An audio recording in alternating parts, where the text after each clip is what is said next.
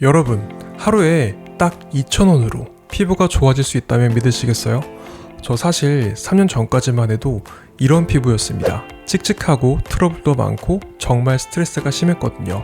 그런데 지금은요, 이렇게 바뀌었습니다. 그 비결이 뭐냐고요? 바로 버터입니다. 에이, 버터는 몸에 안 좋은 거 아니야? 이렇게 말하시는 분들이 계실 텐데요. 저도 처음엔 그렇게 생각했습니다. 그런데 알고 보니 그건 커다란 오해였더라고요. 오늘은 제가 3년간 직접 경험한 버터 식단의 놀라운 효과, 그리고 과학적 근거까지 모두 알려드리겠습니다. 영상 끝까지 보시면 좋은 버터 고르는 법도 알려드릴 테니까요. 끝까지 영상 집중해주시면 감사하겠습니다. 자, 그럼 시작하겠습니다.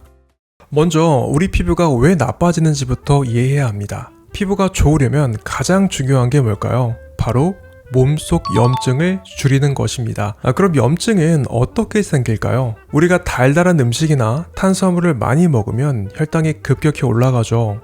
그럼 인슐린이 과다 분비되고 이게 바로 염증의 시작입니다. 염증이 쌓이면 피부는 칙칙해지고 트러블도 올라오고 탄력도 떨어지는 거예요. 그래서 피부를 좋게 하려면 혈당을 안정적으로 유지해야 하는데요. 그러려면 탄수화물을 줄이고 대신 양질의 지방을 많이 섭취해야 합니다. 그 중에서도 제가 가장 추천하는 게 바로 버터입니다. 왜냐면 버터는 인슐린을 거의 건드리지 않는 순수한 지방이거든요. 이쯤에서 버터를 먹으면 공복이 깨지는 거 아니야? 라고 말하시는 분들이 계실 것 같아요.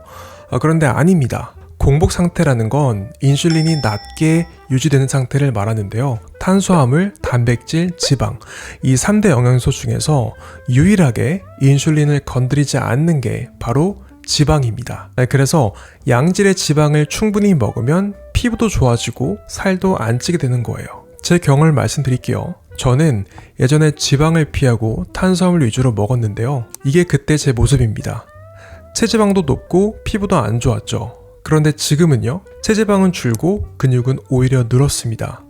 피부는 덤이고요. 제가 뭘 했냐고요? 밀가루, 달달한 디저트, 튀김 대신에 버터 같은 양질의 지방을 배고플 때마다 먹었습니다. 그게 답니다. 먹어보시면 아실 거예요. 내 몸이 훨씬 더 편안해하고 염증이 줄어드는 게 느껴지거든요. 그런데 버터는 그래도 칼로리가 높잖아요. 네, 많이들 걱정하시는 부분이에요. 그런데 여러분, 칼로리 이론은 이제 버리셔야 합니다. 우리 몸은 그렇게 단순하게 작동하지 않아요. 지방이 칼로리가 높다고 피하면 어떻게 될까요? 탄수화물이나 채소를 더 먹어야 하는데 그럼 금방 허기가 지니까 또 탄수화물을 찾게 됩니다. 결국 인슐린은 높아지고 염증만 더 쌓이는 거죠. 왜 이런 현상이 발생하는 걸까요?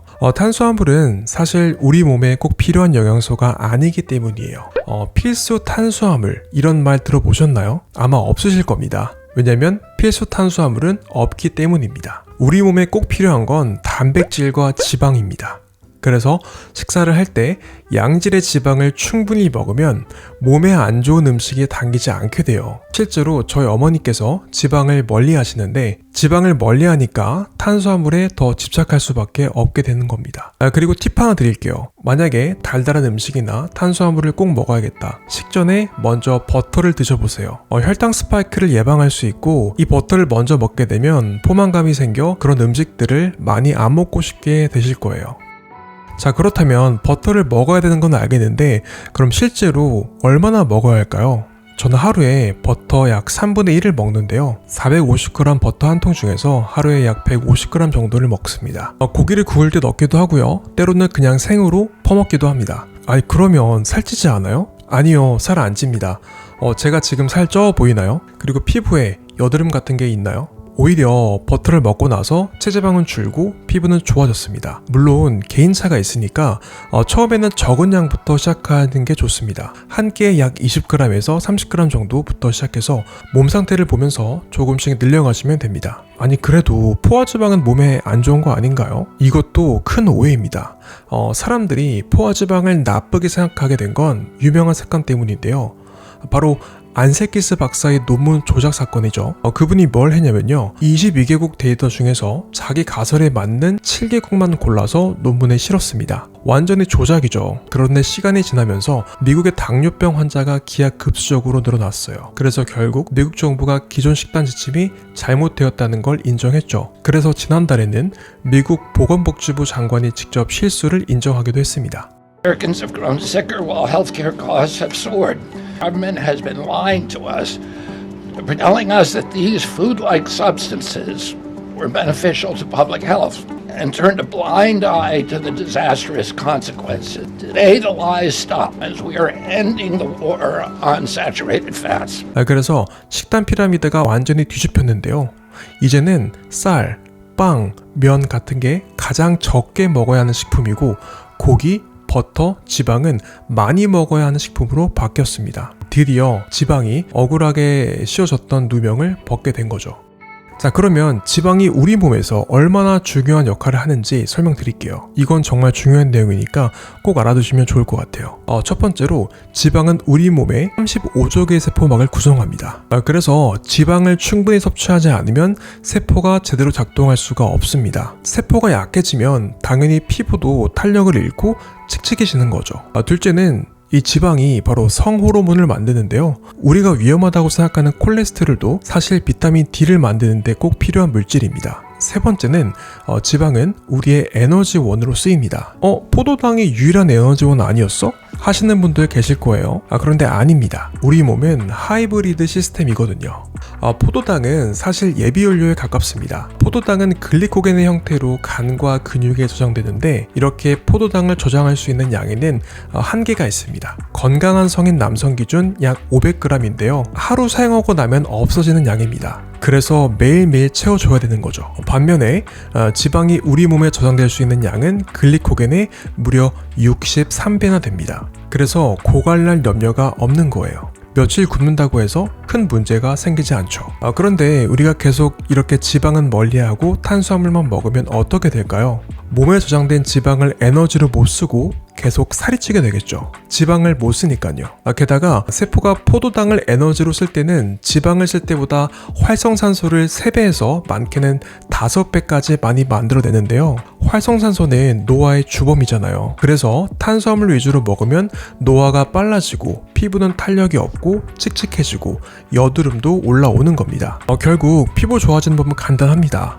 탄수화물을 줄이고 지방을 늘리면 돼요. 그리고 그 지방 중에서도 제가 추천드리는 버터, 이 버터가 지금 쿠팡에서 한 10,000원이 안 되게 판매되고 있는데요. 하루에 약 150g 정도 먹는다고 한다면 하루에 2,000원 정도가 되겠네요. 그러면 자연스럽게 우리 몸은 포도당 대사에서 지방 대사로 바뀌게 되고 결과는 피부가 좋아지는 것뿐만 아니라 살도 빠지면서 몸 전체가 건강하게 되는 거죠. 자, 그런데 여기서 주의해야 할 상황이 있어요. 탄수화물을 줄이지 않고 지방 섭취만 늘리면 절대 안 됩니다. 오히려 살이 더 빨리 찌고 건강이 악화될 수 있습니다. 그래서 당뇨병 같은 만성질환이 있으신 분들은 꼭 의사와 상의하셔야 합니다. 특히 간 질환이 있으신 분들은 더욱 조심하셔야 하는데요.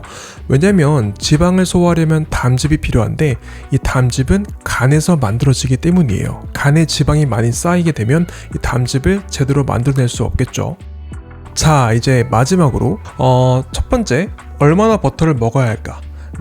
버터를 먹어야 하는 양은 저는 150g 정도 먹는다고 말씀드렸지만 처음에는 이 양이 부담스러울 수도 있으니 하루 15g 정도로 시작하시는 게 좋습니다. 매 식사를 하실 때마다 버터 한 스푼씩 드시면 되는데요. 특히 식전에 드셔주시면 혈당을 올라가는 것을 예방하고 또 포만감도 느낄 수 있기 때문에 피부와 다이어트에도 효과가 좋습니다. 그리고 저는 버터를 식사 때뿐만 아니라 중간중간에 배고플 때마다 먹고 있는데요. 이렇게 버터를 수시로 드시게 되면 어떤 몸에 안 좋은 그런 가공식품이 당기는 것을 예방할 수 있고 속이 편안해지는 것을 느끼실 수 있을 겁니다. 그리고 두 번째, 어떻게 먹어야 할까는요.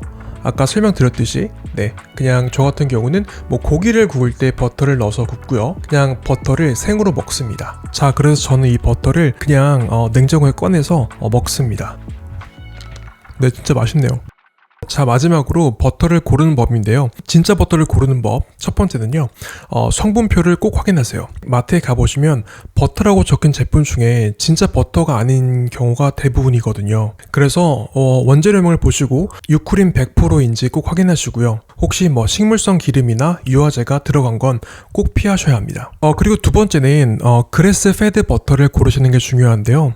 풀을 먹고 자란 소의 우유로 만든 버터입니다. 이 버터에는 유산균도 많고 영양가가 훨씬 높아서 이 버터를 섭취했을 때 이 장 건강에 도움되는 성분들이 많으니까요. 이 그래스페드 버터를 드시면 오히려 우리 몸의 염증을 줄여주는 역할까지 합니다. 세 번째는 저는 개인적으로 무염 버터보다는 가염 버터를 추천합니다. 자연스러운 소금은 우리 몸에 필요한 미네랄이 풍부하거든요. 그래서 실제로 저는 버터에 소금을 뿌려 먹기도 합니다. 혹시 궁금하신 제품이 있으시면 댓글을 남겨주세요.